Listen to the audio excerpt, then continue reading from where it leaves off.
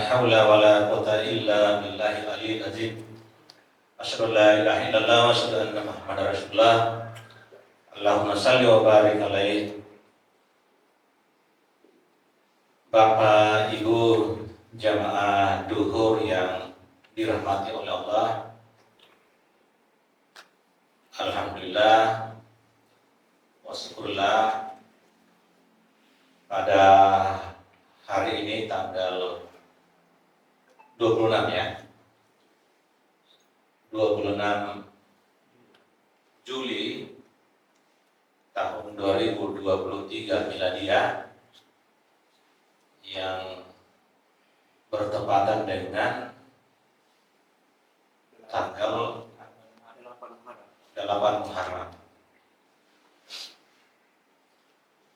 Alhamdulillah kita masih dalam suasana tahun baru Islam. Nah, oleh karena itu memang tahun baru Islam kita maknai sebagai kaum muslimin, kaum muslimat. Maknanya itu adalah kita akan menjalankan kehidupan kita dengan semangat yang baru. Yang dimaksud dengan semangat yang baru itu adalah dalam kurun waktu 1 tahun dari bulan Muharram ke bulan Zulhijjah ya, kita senantiasa mengevaluasi diri apa yang sudah kita lakukan atau apa yang pernah kita lakukan, bagaimana kita melakukan,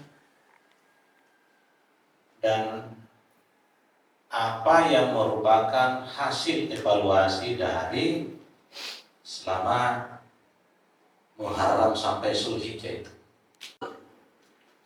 Apa yang kita telah lakukan, bagaimana kita melakukannya, dan apa yang kita akan lakukan. Selanjutnya kita akan menata dengan kepemimpinan. Jadi yang ke depan ini kita menata dengan kepemimpinan.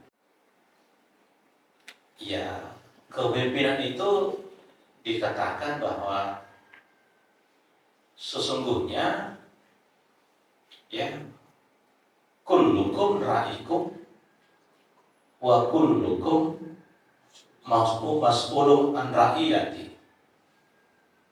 Siapa itu pemimpin?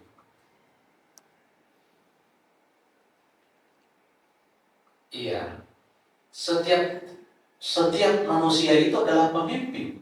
Ya, kalau tadi yang saya baca hadisnya, ya. Jadi setiap kita itu adalah pemimpin. Jadi Pak Anwar teknisi sampai Ibu KTU, ya, ada Mas Doni, sampai ke Profesor Dr. Haji Sudirman Rahman, kalau di pasca ini semua itu adalah pemimpin. Kita semua ini adalah pemimpin.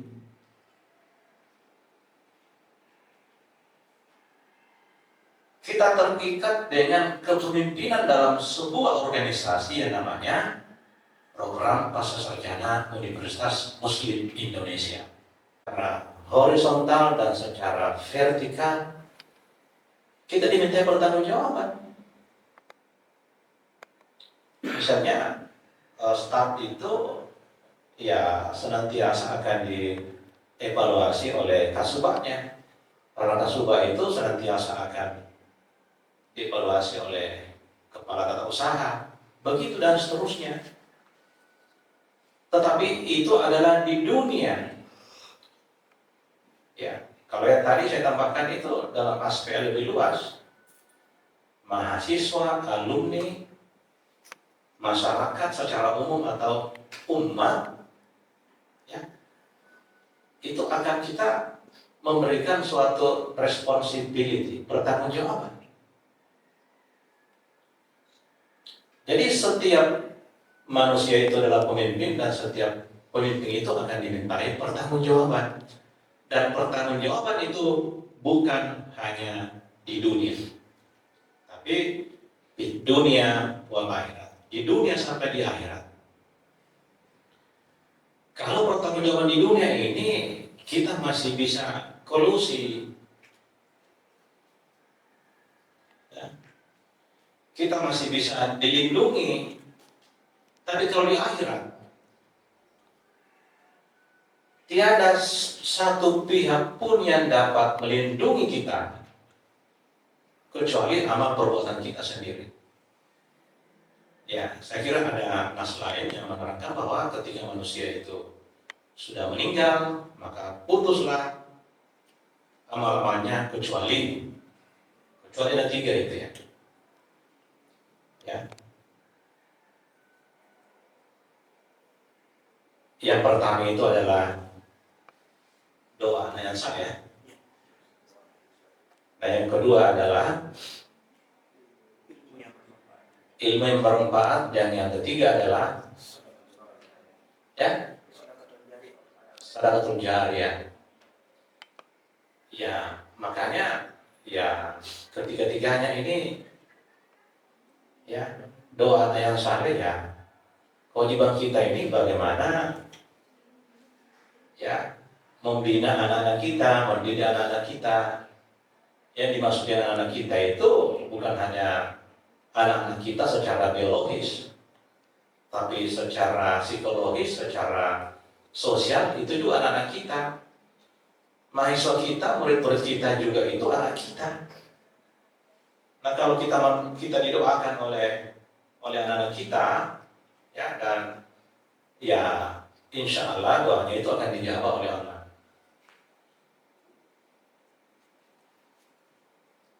Kemudian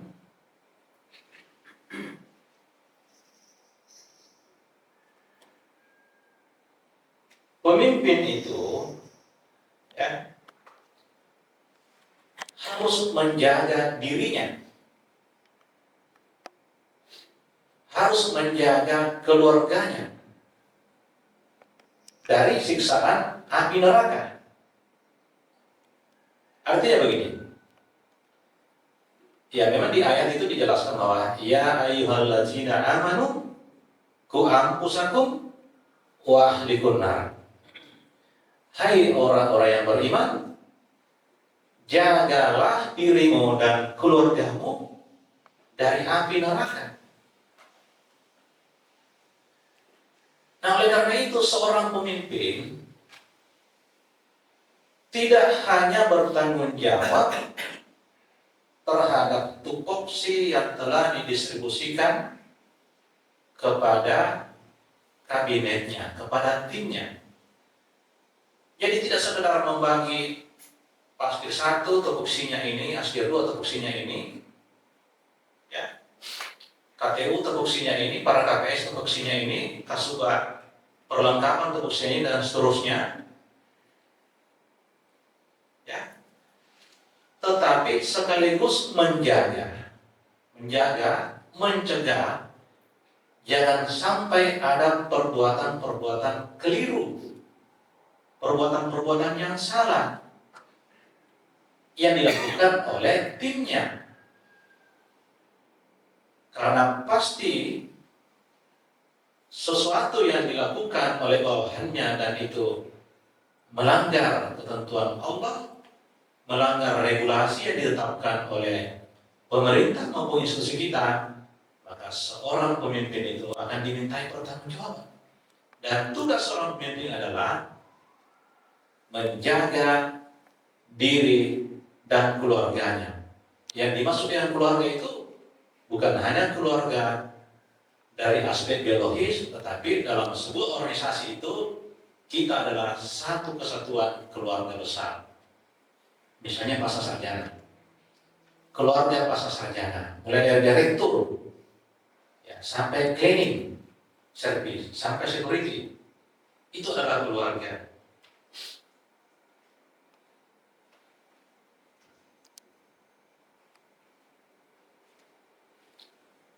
Selanjutnya, memang seorang pemimpin itu bukan hanya bertanggung jawab secara internal terhadap timnya yang dipimpinnya, tetapi punya tanggung jawab sosial. Ya,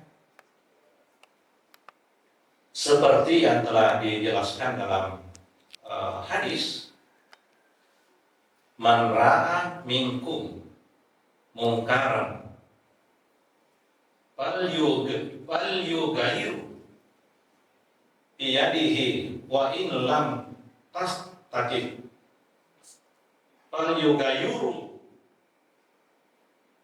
bilisani.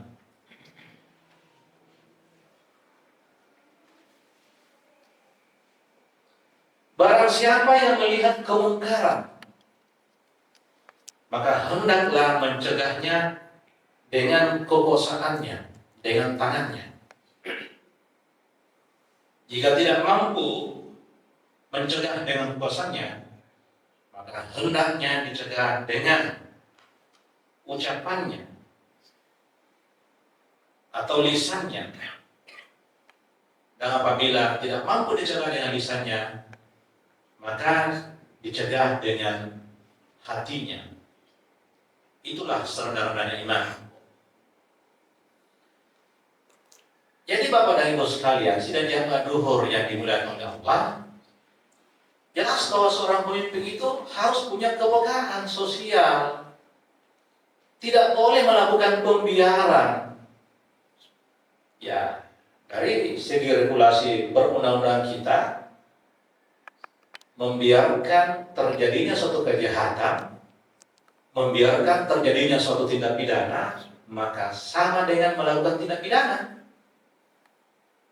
Ya. Dalam agama Islam juga seperti itu. Kita tidak boleh membiarkan kemungkaran. Kita harus cegah. Cegahlah dengan tanganmu, dengan kekuasaanmu. Iya. Makanya marahnya seorang pemimpin itu, kalau ada seorang pemimpin marah, ya, maka hendak dimaknai bahwa marahnya itu dalam rangka, ya, mencegah, ya, dari hal-hal yang mungkar, sepanjang marahnya itu adalah kontekstual. Karena dia tidak mau melihat anaknya itu salah jalan, pasti marah. Marah dalam kerangka bingkai kasih sayang, bukan marah dalam kerangka kebencian atau dendam. Itu yang dilarang oleh agama.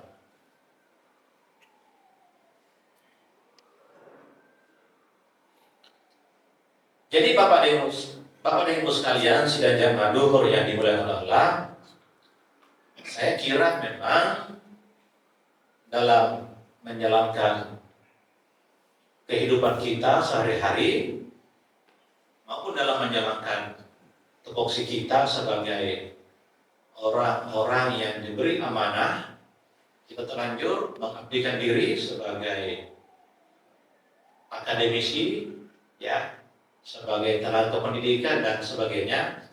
Nah, oleh karena itu hendaknya dalam keseharian kita harus senantiasa mengamalkan nilai-nilai seperti ayat dan hadis yang saya sampaikan tadi.